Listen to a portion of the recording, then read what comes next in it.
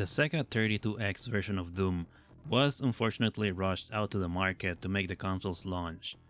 As a result, a lot of the content and levels were cut, performance is inconsistent, and everyone agrees the music is a complete disaster.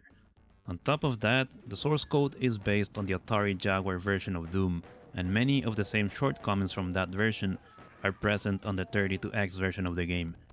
It's actually kind of a miracle, and to some extent even impressive, that they got this version done under such pressure.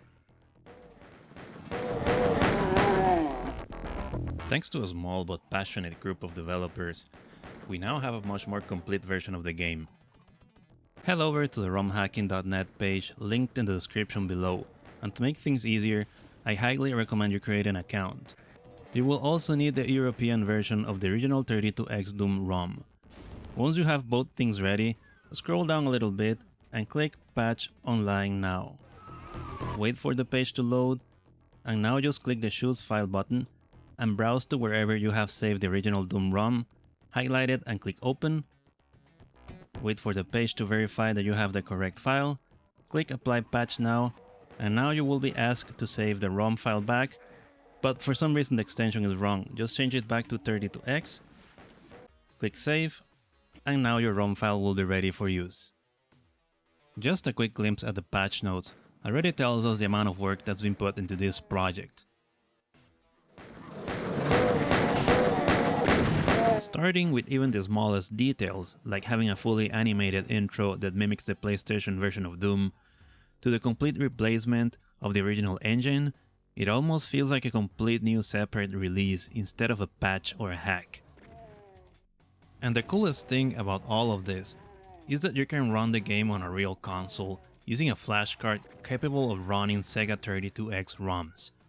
In my case, I'll be using a Mega EverDrive X7, and all of the footage on this episode was captured directly from this console using HD Retrovision cables and a GBS-Control upscaler.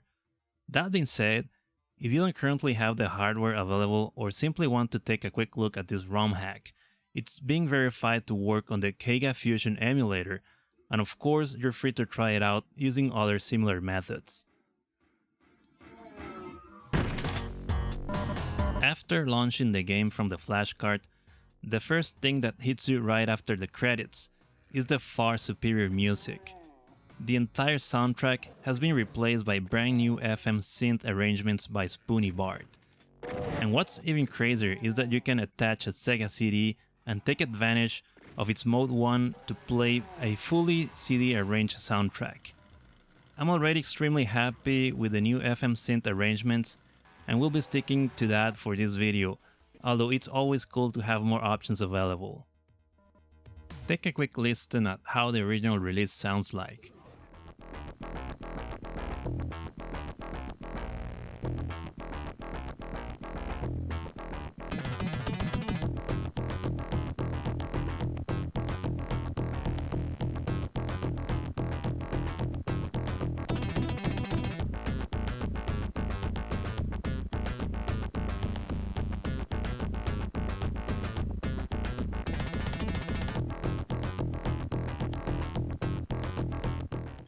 And here's how the new arrangement sounds like.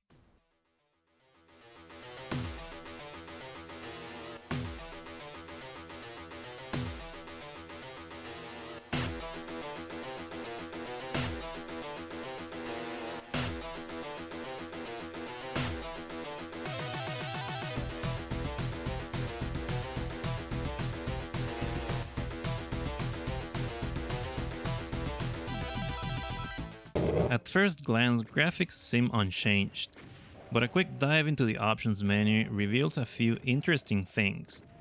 There's now a slider under the video subcategory that lets you change the internal resolution at which the game runs.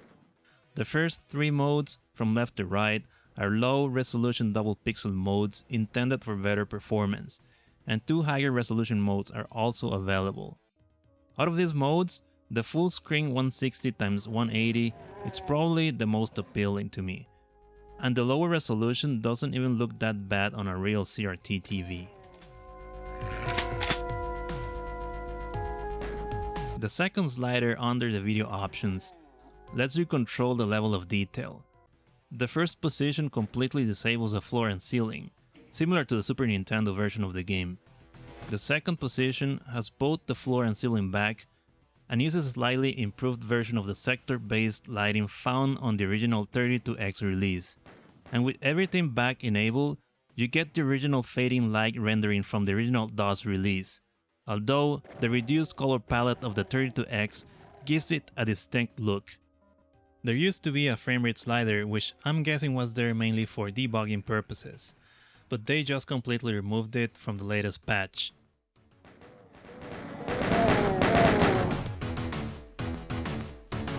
Not only has the graphics engine been replaced, but a lot of assets have been restored. The HUD, or heads-up display, is now based on the Jaguar version of the game, but more importantly, a lot, if not all, of the missing frames of animation for the enemies have been put back into the game. Enemies always faced front to the camera on the original 32X release due to the missing animation frames, which in turn made it impossible for enemies to fight each other. With all these frames now fully restored, enemy infighting is back in all its glory. But there's even more. Besides all the cosmetic and technical changes, 7 levels from the Atari Jaguar version that were originally cut from the 32X version have been added back to the game.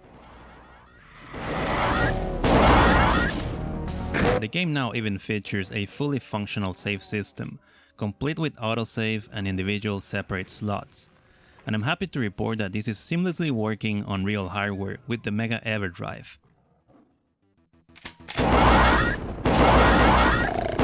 I hadn't played the original 32X release in a while, and after playing it for a few minutes, the controls feel quite a bit unresponsive.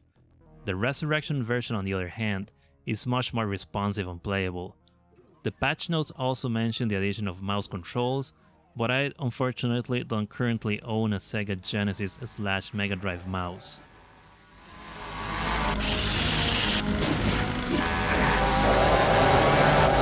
As of version 1.1 of the patch, circle strafing is now possible. The original 32X release lacked designated left and right strafe buttons and only allowed to strafe in a straight line using a strafe lock. With the Genesis controller lacking any shoulder buttons though, it's a little bit awkward to control, but still a welcome addition. I don't really know if the implemented mouse controls are any better, but like I said, I do not currently own the means to test this out. Another thing is that the menus used to feel laggy and unresponsive on the original patch, but version 1.1 is a huge improvement in that regard, and the menus now feel snappy and responsive. I highly recommend you get the new version for this and the added circle strafing. It's really amazing to see this running on real hardware, and I highly recommend you give it a try if you have the means, or at least load it up on your favorite Sega Genesis 32X emulator just to see what this team has achieved. Imagine how cool it would have been to have this released back in the day instead of what we got, but the 32X just wasn't meant to be.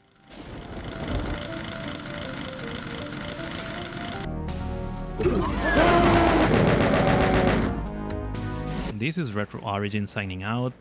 See you next time.